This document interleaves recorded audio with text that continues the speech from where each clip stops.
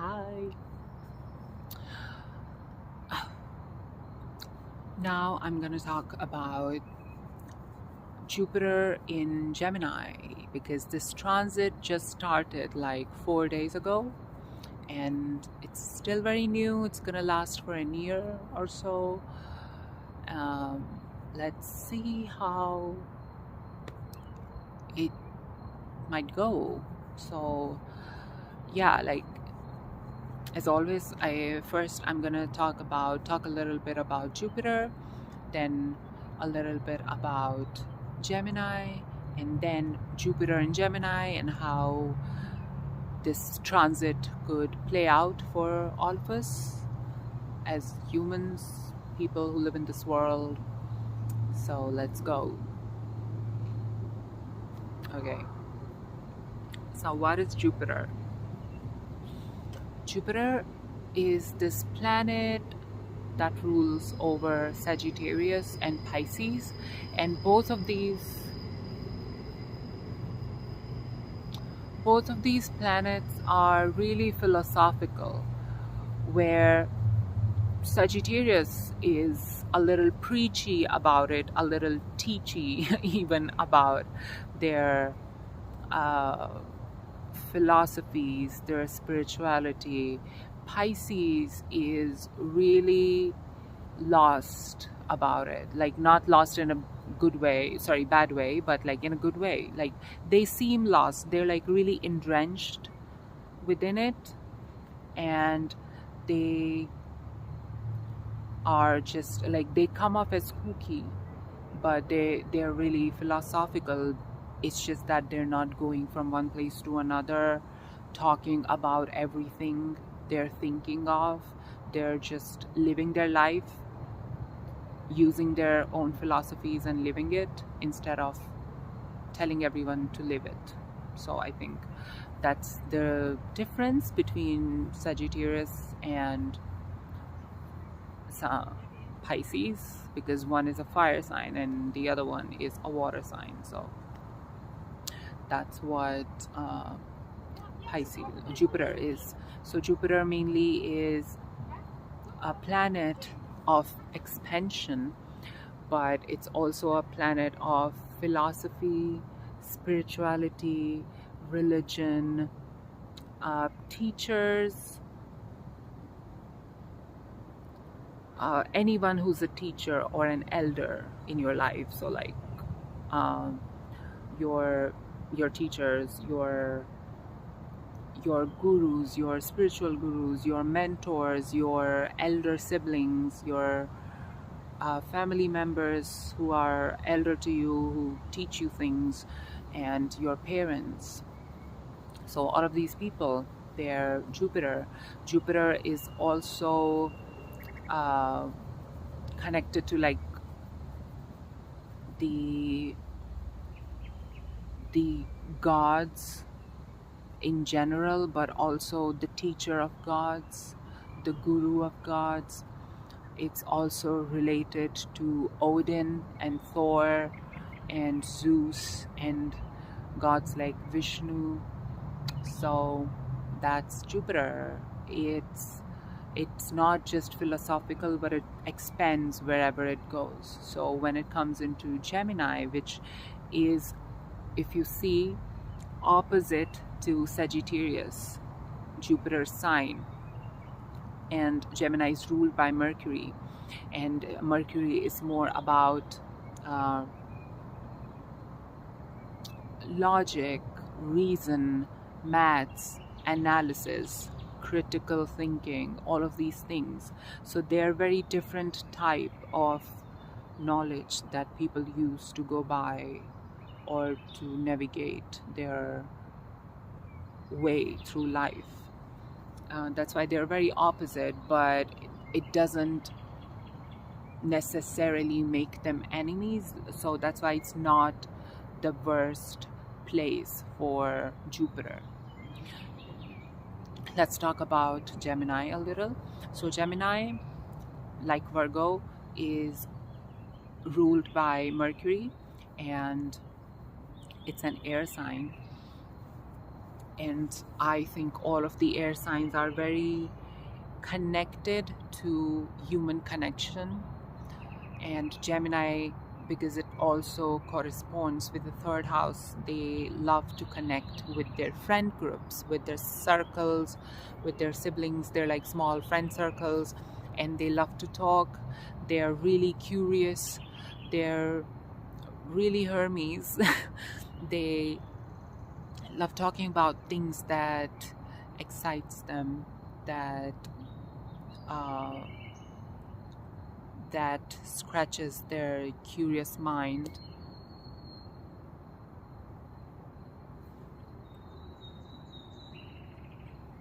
Sorry, I was just looking at something on the ground. There's a lot of things. There's grass and wood and other things. I was just, yeah, anyways. Yeah, so Gemini, they also have this very youthful personality. People with a lot of Gemini, I know Aries is the youthful sign stereotypically and archetypically, but Gemini too, I feel it's like that child who is really curious, like, I don't know, middle schoolers or children who are, or maybe first graders, you know. When I think of Gemini, I think of encyclopedias and dictionaries, and also Pokemon for some reason. I don't know why. But all of these things are very Gemini. They love maths, they love languages, they love communicating, because Mercury is the planet of communication as well. It's the planet of everything that gives us tools to connect with other people more, or to help us stimulate ourselves. So singing, dancing, reading, writing, all of these things are very Mercury. Not just Mercury, but very Mercury. Like, of course, because singing and dancing, there could be Venus as well, of course, and maybe Pisces too. So, but that's Mercury. And that's why Gemini holds all of these qualities. There's someone looking at me weirdly, like, oh my god, who is this person? Why is this person sitting there? Anyways,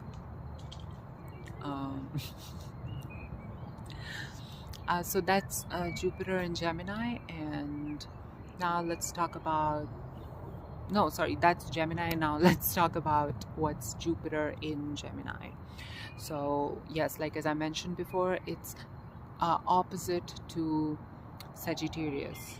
If you look at Virgo as well, it's opposite to Pisces, which is controlled by or ruled by Jupiter. So it's very opposite, which again doesn't make it which doesn't make Mercury Jupiter's enemy. They're just very opposite, but they also really need each other, because Mercury is the planet of communication, as I said before, and Jupiter is philosophies, spirituality, teaching. But we need to be able to connect with people and to communicate with people in order to actually teach them, in order to impart our wisdom on to other people. That's why it's a really great placement. It's a really great transit. I think a lot of people will be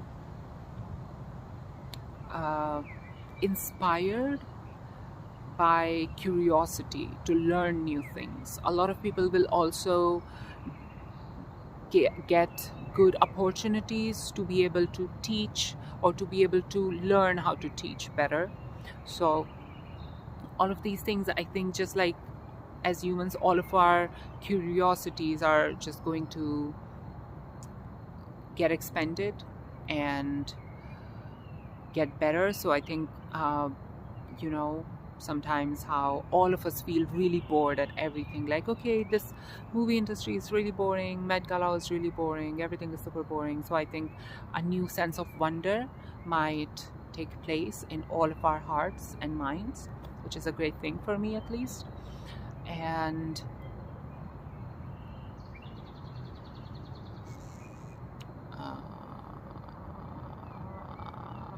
what was I going to say? Oh my god.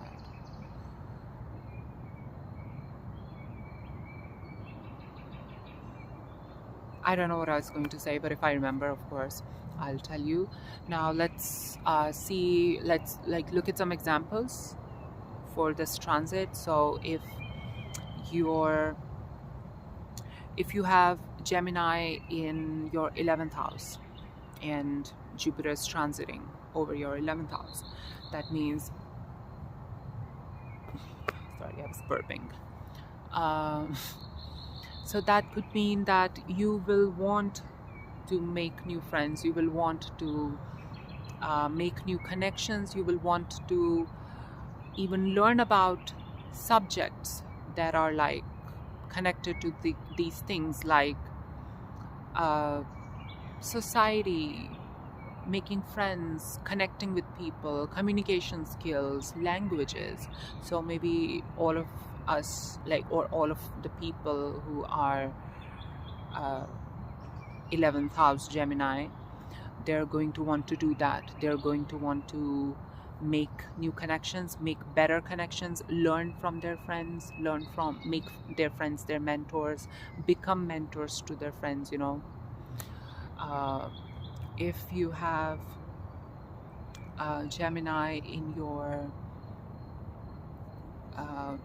10th house, that means you could want to, if let's say if you have this job, then finally maybe you would want to refine your skills. I think this is a really great time for refining, upgrading, not refining but upgrading or acquiring a new set of skills.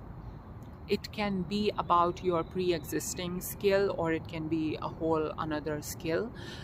If you have an interest that you've been wanting to know better, wanting to get better at, this is a really great time, like learning new things, because I think refining is more of a Saturn and Pisces thing, but this is just upgrading your skill level, expanding your skill levels, expanding how many skills you have, so it's time to be a little bit of a maximalist with what you like to learn.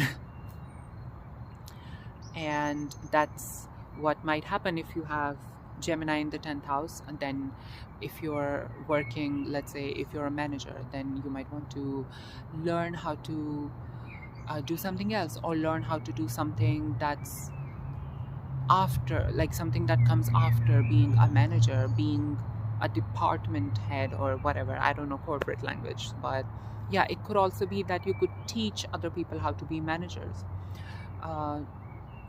or whatever your job is. So that's learning from your colleagues, learning from your bosses, teaching your colleagues and bosses. So this is your 10th house. If you have it in the 3rd, if your Gemini is in the 3rd house, that means you would love to connect with your siblings, make close friends, and also learn new languages. Maybe it's a really great time to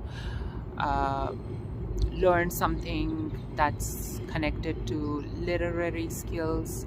Maybe you should read something philosophical, or you can, if you want to become a writer, maybe it's a great time to learn how to be a writer or just start writing. So it's a really great time. Wherever Gemini is, it's a really great time to explore that house. If it's in your 3rd house, explore all the significances of the 3rd house and learn it if you want.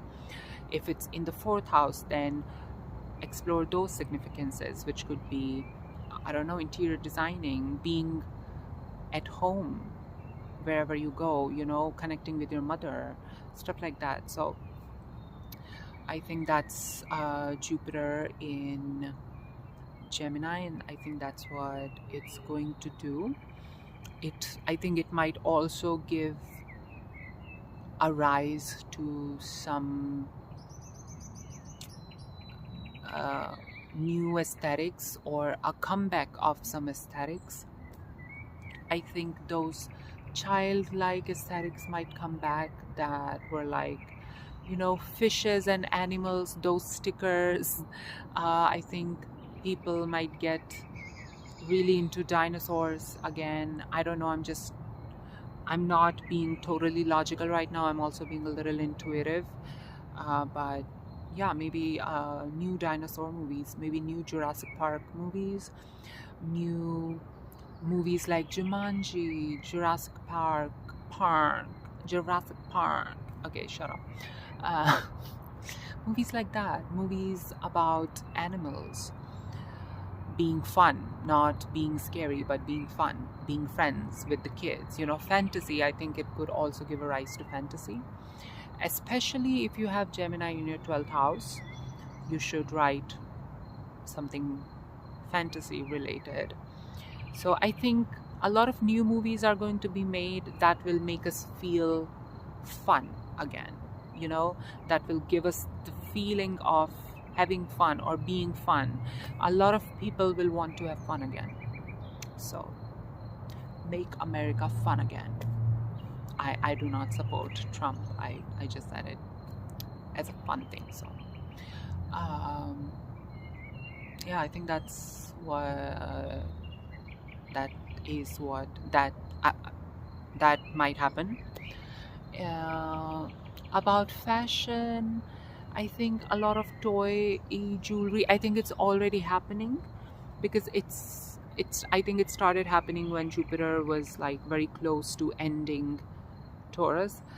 A lot of trinkets, a lot of toys for your bags, like things like these.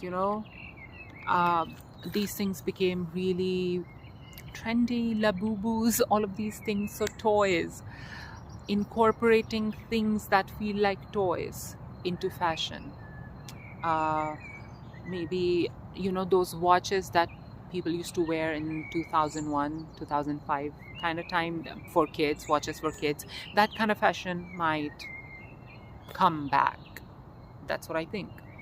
I have a watch that feels very much like that to me, very Gemini. So maybe I can put up a picture here. No promises, because I don't know how to edit, but maybe I'll put up a picture of my watch here. So I talked fashion and movies and shows. What about hobbies and careers? Yeah, I think a lot of people will want to have a better or a funner career or a funner side hustle. I think a lot of people will open a side hustle that connects them with their inner child.